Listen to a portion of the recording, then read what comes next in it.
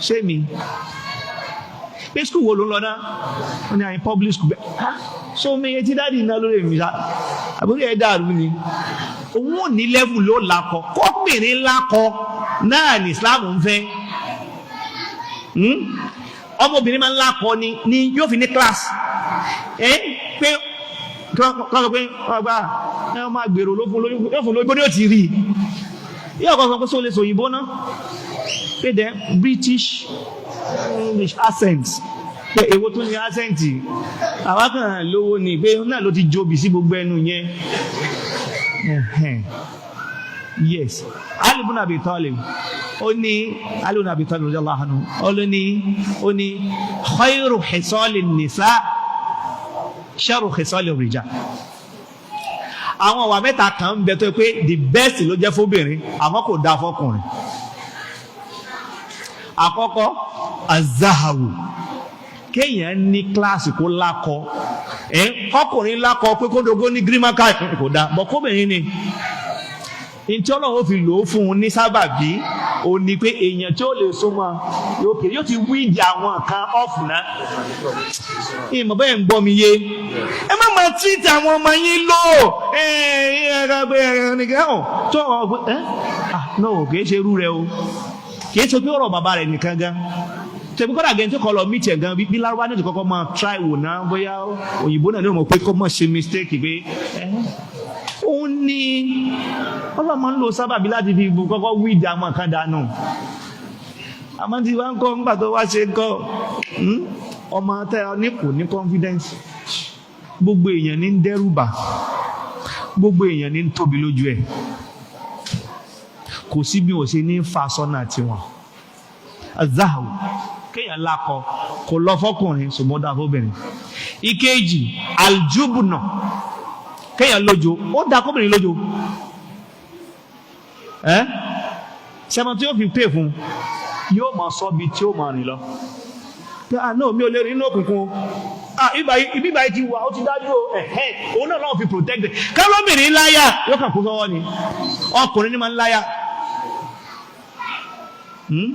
kóbìnrin lójo náà ẹgbẹ́ gbogbo àwọn obìnrin yóò máa sáà cockroach kó bá tí lóbìnrin sáà cockroach obìnrin dáadáa nù òun ní pé cockroach òun ò lè sun bí báyìí tó cockroach kó lóun sá fún aláǹgbá obìnrin gẹ́gẹ́ nù èyí ò lè ọmọ gómìnà adé sọ pé wọ́n fẹ́ dún adé kì í sáà lọ́rùn so pé kóbìnrin lójo Ọlọ́run fẹ́ fi protect ẹ̀ àmọ́ kò yẹ kọkùnrin ní òjò tó tó bá ti kanlẹ̀kùn sáà pàwọn náà lọkùnrin obìnrin ó pé dádì ìlànàjá ẹ lọ lè wò pé ó ṣe á ti pé mi lo tì sí bàbá kan ni mo ń sọ fún wa ọlọ́ máa ṣe dáadáa fún wọn ni àwọn obìnrin ṣàgbá wa lójú wọn láwọn la strong wọn láwọn làwọn weak so pé gbogbo ọjọ́ tóun bá ti rẹja wálé tóun rẹ ẹran tóun ra míìkì tẹ́já bá dá òun ni máa ń tẹ́sẹ̀ tẹ́já bá fẹ́ bàjẹ́ ẹgbẹ́ fún dádì lábẹ́ kan máa tẹ́sẹ̀ ò pé ó yẹ pé nígbà tó fẹ́ bàjẹ́ tó bá wá bàjẹ́ tó ní bá wá kú ńkọ́ ẹ̀yin náà lẹ́ ń tẹ́sì yókù láti jọ yìí pé ẹ lọ lè gbé fún wọ́n ní wọ́n kanlẹ̀kùn pé ẹ lọ lè wò wọ́n pé ó yẹ ṣe pé mi ẹ̀yin náà lẹ́sà ń wálé láti jẹun ẹ̀yin kọ́ lọkùnrin ni ó ní èmi lọkùnrin sọ pé mi mo lówó lọ́wọ́ ó sì bẹ́tà kí wọ́n lọ tí wọ́n bá kú èmi ó fowó tọ́jú àwọn ọmọ so kóbìnrin lójò ó dáa fóbìnrin ọkùnrin yóò dáa fún albókòlù ahun kóbìnrin láhun ké define náà ni òkè ṣe ahun gbogbo ẹ mọ ibi tí ó ti wúlò kò ní máa bú àwọn èèyàn ní property ọ̀pẹ ìgbà tó kí mi náà ṣe sọ́dá kan ni ó sì kó ogbó oúnjẹ alóúnjẹ dáwọn ní sọ́dá kan ní èmi ti ṣe sọ́dá kan ogun tí ń papọ̀ ẹ̀yin pàpọ̀ obìnrin máa ń mọ iye owó ara pé wọ́n láhùn náà ní pé jọ́ tó bá ti sá lọ́tún àmọ́ rówó yá ara kó sáré rẹ̀ lówó gbogbo ẹ̀wọ̀n ní ó ti ra sọ̀kan fáwọn ọmọ pé abúlé ti gbé àwọn wọ́ọ̀rì ẹ̀ sàmọ́ fún mi padà àwọn obìnrin òun ò sí lójú tì pé wọ́n ní wọ́n tọrọ owó lọ́wọ́ rẹ̀ wọ́n lòun ò ní gbogbo àwọn ọ̀rẹ́ wọn bẹ́sẹ̀ sọ̀rẹ́ ọ̀hún pé fúnra wọn lọ́wọ́ pé ẹ dákun sí mo lè rówó yá pé kò sí àwọn ọmọ yìí ò pé kò pé kò ní bá lọ́dọ̀ tiẹ̀ wọ́n mọ́ra wọn dáadáa so àwọn ìwà yẹn ní jẹ́ kóbìnrin jóbìnrin. Ẹ kọ́ àwọn ọmọ yín kan ní confidence. Ìtí máa mú confidence wá ní competence. What do I mean? Ó ní pé ṣe ara àwọn nǹkan téèyàn fi ní skills. Education kó lágbájá lọ school, lágbájá ní skill, lágbájá ní communication ó lè sòyìnbó, lágbájá lè ṣe báyìí. Wọ́n sọ ìmọ̀ ń jẹ́ kí level èèyàn ga débi pa àwọn rẹ̀lẹ̀rẹ̀lẹ̀ èèyàn kò ní lè súnmọ́ yàn. Ara ọ̀nà tá a fi navigate aburú àwùjọ yìí ìmọ̀ bá ṣe ṣe o, àmọ́ a gbọ́dọ̀ jẹ́ káwọn ọmọ wa ọkùnrin àtòbìnrin kan ní àwọn nǹkan tó ṣe pé àwùjọ ń fẹ́. Ẹ gbọ́ yóò jẹ́ kí wọ́n lè ní confidence. Ìsọ̀rọ̀ obìnrin ò ní iṣẹ́ kò ní iṣẹ́, that's another thing. Ẹ̀yẹ náà sáà máa wò ó. Ẹ kọ́kọ́ wo báwọn yóò ṣe kọ́kọ́ wò wá ná pé àwọn nílágbájá ní ṣe ó lò ní kọ́ọ̀bù ṣẹ́mà yóò tó kọ́ pé àwọn kìnnìkan by the time tó bá kọ́ sóyìn gbogbo ọ̀rọ̀ pé mo ṣe léyìí mo ni o wọn ò ní ṣe. Àwọn èèyàn máa ń fẹ́ fi lọ̀kulọ̀ lọ̀yàn níbi táwùjọ bá ti ṣe tiẹ̀.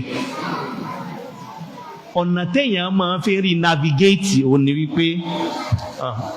Ọlọ́run fà lùbáríkà sí. So ọ̀nà téèyàn fi lè máa ń ṣe ni pé èèyàn ó wò kí lè èèyàn ó fi penetrate àwùjọ yìí so that ó fi wà respected. Kí lè rí ọ̀rọ̀ yìí ẹ̀yẹn wò ó. Everybody ó agree pẹ̀lú mi wípé àwùjọ tánàbí Yusuf ti wá mùṣírikù ni wọn. Ọlọ́run bá ló sọ bẹ́ẹ̀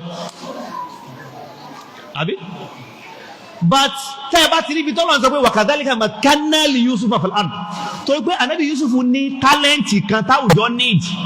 Wọ́n sọ pé innaka ladayna al-yawma makinun amin. Ìwọ lè tú àlà wọ́n ní o ti dẹ́n tó ní status lónìí torí pé tálẹ́ǹtì yẹn is needed. The same thing tẹ́ bá bọ́lọ̀ ṣe ń sọ ọlọ́ni wàkàdálíkà ọlọ́run sọ pé nígbà tí wọ́n ra Yusuf tó dé lọ́ọ̀dọ̀ ẹni tó ra ń kọ́ ọ ní wàkàdálíkà makanna li Yusuf fil ard. Téèyàn bá ti ní nǹkan táwùjọ máa ń wá kọ́nà kó má já àwùjọ rẹ yóò jẹ́ kán respect rẹ. And ibi tẹ́ ti mọ̀ pé tamkinu yẹn ọ̀nà tẹ́lẹ̀ fi achieve Lukmanu sọ mọ́rọ̀ ẹ máa wo bó mo sì fẹ́ link ẹ̀ wọ́n náà ni màá fi stop. Ànábì Lukmanu sọ fún ọmọ ẹ̀ pé ya bunayya aqimis salah kírun. Ara tó sọ pé wa'mur bil ma'ruf wa nahy 'anil munkar. Pàṣẹ dáadáa sí kọ́ńtì ò dá. Àbí wasbir 'ala ma asabak ní sùúrù lórí nǹkan tó bá wà inna dhalika min azmil umur. Tẹ́ ẹ bá wo àyà mur bil ma'ruf wa nahy 'anil munkar. Basic thing tí gbogbo àjọ mọ̀ ni pé anybody tó bá pààyàn láṣẹ ẹni tán gbàdá gbọdọ̀ ní sense bójú òun lọ. Al-amru lọ́dọ̀ lágbá wọn ò ní òun ní ìntò oníkẹ́lòmíì ṣe ala wajil istila pé ìwọ ga jù lọ ló fi sọ pé go and do this ló fi jẹ́ amru. Tẹ́ bá ti wo al-amru bil ma'ruf in tí wọ́n náà fẹ́ ṣe náà báyìí náà nù a fẹ́ jẹ́ káwùjọ wa káfọ̀ ọmọ bàbá sí ọmọ káwà tẹ̀ rí gbígbé rẹ̀ àbí oní al-amru bil ma'ruf wa nahy 'anil munkar. Ìgbà tó lọ́wọ́ fẹ́ sọ ń kọ́ ọlọ́ni alladhina in makkannahum fil ard aqamu salat wa atawu zakat wa amaru bil ma'ruf wa nahy 'anil munkar. Àwọn tó ṣe wípé tá a bá fún wọn láyè lórí ilẹ̀ ní tó fi ṣe òní pé wọ́n kẹrùn wọ́n gbáwẹ̀ wọ́n kọ̀rẹ́ta àwọn ẹ̀sìn kan ṣe dáadáa wọ́n sì kọ́ aburú fún wọn. Tamkinu lọ́wọ́ bá lò pẹ̀lú al-amru bil ma'ruf pé oráyè jòkó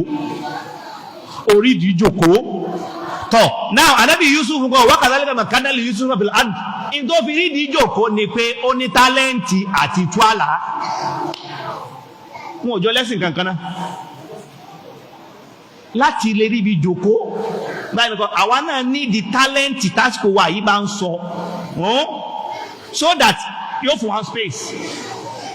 yóò jẹ́ káwa respected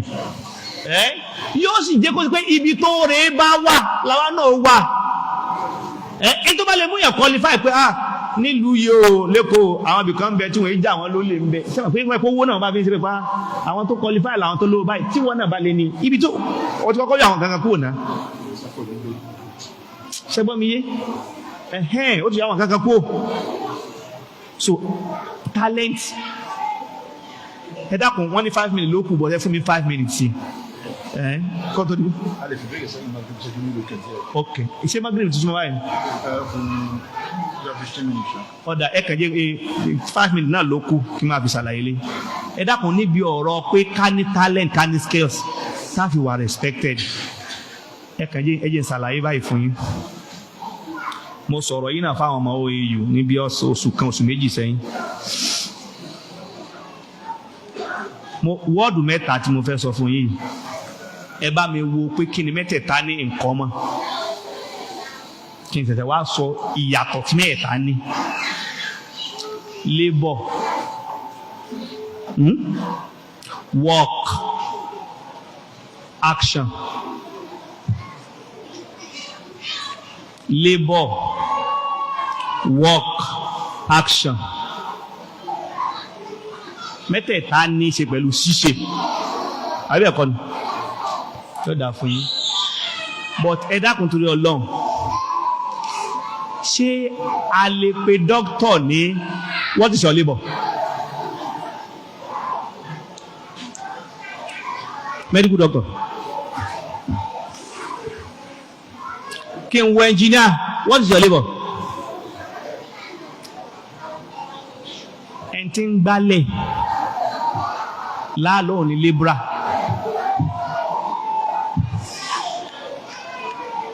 àbí bẹ́ẹ̀ kọ́ tọ́ ṣé ẹ mọ̀ tí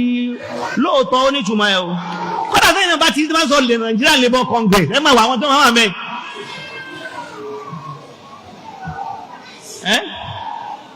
níjọ́ tí dókítà bá fẹ́ ṣe protest check NMA ni ó yà sí kò níjọ́ ìwúbọ àwọn oníkakíhùn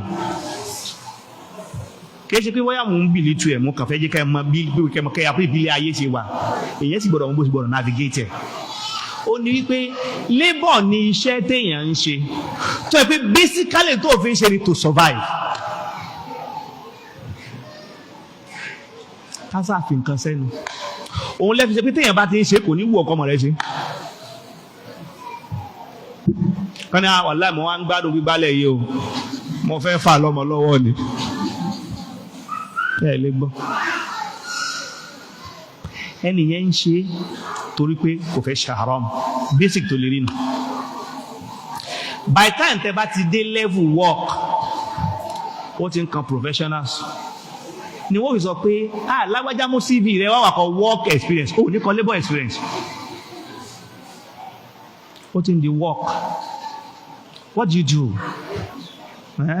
what's your work nǹkan kan náà ni o owó náà wọ́n jọ ń gbà ṣùgbọ́n ń ní ìjura wọn lọ working action ó ní pé sọ oríjọ́ tí doctor engineer táwọn bá ti gbogbo táwọn ó ṣe tán àwọn kan ni wọ́n wá decide àlámọ̀rí wọn